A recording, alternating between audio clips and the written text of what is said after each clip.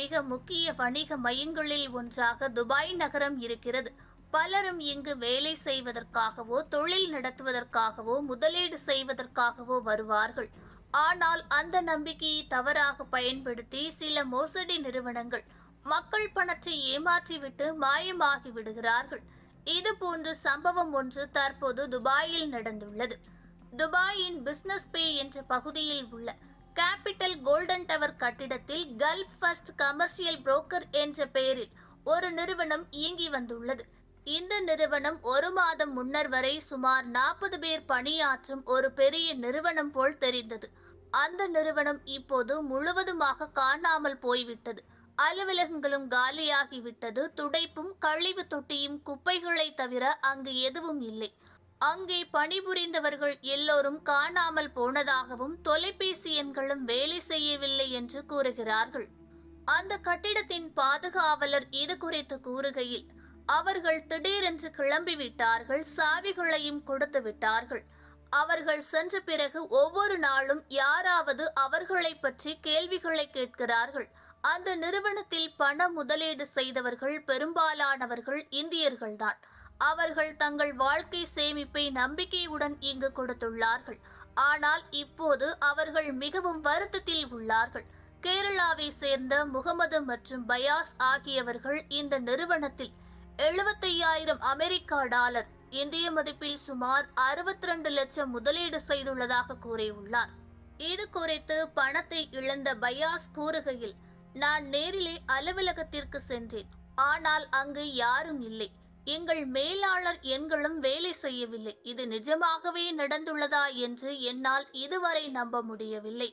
அவரது மேலாளர் 1000 America dollar முதலீடு செய்ததாகவும், சிறிய லாபங்களை கொடுத்து அதிக நம்பிக்கைகளையும் ஏற்படுத்தி பின்னர் அதிக பணம் கொடுக்க சொன்னதாகவும் பயாஸ் கூறியுள்ளார். இது குறித்து மற்றொரு முதலீட்டாளர் கூறுகையில், நான் இங்கு 2,30,000 அமெரிக்கா டாலர், சுமார் இந்திய மதிப்பில் 1.9 கோடி கொடுத்து இழந்துள்ளேன். என் மேலாளர் என் தாய்மொழியான கன்னடத்திலே பேசினார். அதனால் எனக்கு நம்பிக்கை வந்தது. ஆரம்பத்தில் லாபம் வந்தது போல் காட்டினார்கள். சிறிதளவு பணமும் திரும்ப வந்தது. ஆனால் பின்னர் பணத்தை எடுக்க முடியவில்லை என்றும் மேலும் பணத்தை சேர்க்க சொன்னதாகவும் அவர் கூறியுள்ளார். முதலீட்டாளர்கள் கூறியது போல கல்ஃப் ஃபர்ஸ்ட் கமர்ஷியல் புரோக்கர்ஸ் மற்றொரு நிறுவனமான சிக்மா ஒன் கேபிட்டல் என்ற ஆன்லைன் தளத்தின் மூலம் முதலீடு செய்ய சொன்னது.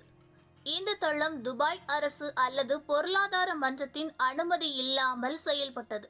இந்திய முதலீட்டாளர்களான மற்றொரு நபரான சஞ்சு இது குறித்து கூறுகையில், அவர்கள் என்னிடம் பாதுகாப்பான வருமானம் என்று கூறினார்கள். ஆனால் என் வாழ்க்கையின் சேமிப்பை நான் இப்போது இழந்துவிட்டேன் என்றும் கூறியுள்ளார். கல்ஃப் ஃபர்ஸ்ட் மற்றும் சிக்மா ஒன் என்ற பெயரை ஒரே நிறுவனமாக கூறியுள்ளார்கள். நாங்கள் ஒன்றாகவே நம்பினோம் என்று அனைவரும் வருத்தத்தோடு கூறியுள்ளார்கள். துபாய் போலீசார் தற்போது இந்த 2 நிறுவனங்களுக்கும் எதிராக வழக்கு பதிவு செய்துள்ளார்கள். இது குறித்து துபாய் போலீசார் கூறுகையிலும், சிக்மா ஒன் கேபிட்டல் என்ற ஆன்லைன் தளத்திற்கு எந்த சட்டபூர்வ அனுமதியும் இல்லை. அவர்கள் மக்களுக்கு தவறான வாக்குறுதிகளை கொடுத்து பண மோசடி செய்துள்ளார்கள் என்று துபாய் காவல்துறை கூறியுள்ளது. மேலும் ஒரு முதலீட்டாளர் வருத்தத்துடன் கூறுகையில், நான் முதலீடு செய்வதற்கு முன்னரே சரியாக விசாரித்திருக்க வேண்டும். இப்போது என் பணம் போய்விட்டது, என் கனவுகளும் உடைந்துவிட்டது என்று புலம்பி தள்ளியுள்ளார். இந்த சம்பவம் எல்லா சாதாரண மக்களுக்கும் ஒரு பெரிய பாடமாக இருக்கிறது.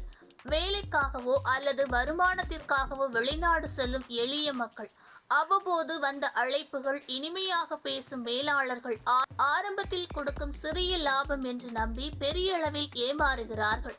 துபாயில் நடந்த இந்த சம்பவம் நம்பிக்கையை தவறாக பயன்படுத்தி எளிய மக்களை ஏமாற்றும் மோசடி நிறுவனங்கள் எவ்வளவு ஆபத்தானவை என்பதை நிரூபித்துள்ளது.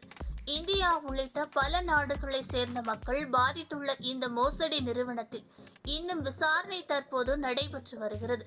இந்த ஏமாற்றங்கள் மீண்டும் நடைபெறாமல் இருக்க ஒவ்வொருவரும் விழிப்புணர்வுடன் இருக்க வேண்டும் என்றும், நம்முடைய பணம் நம்முடைய பாதுகாப்பிலே இருக்க வேண்டும் என துபாய் காவல்துறை வலியுறுத்தியுள்ளது.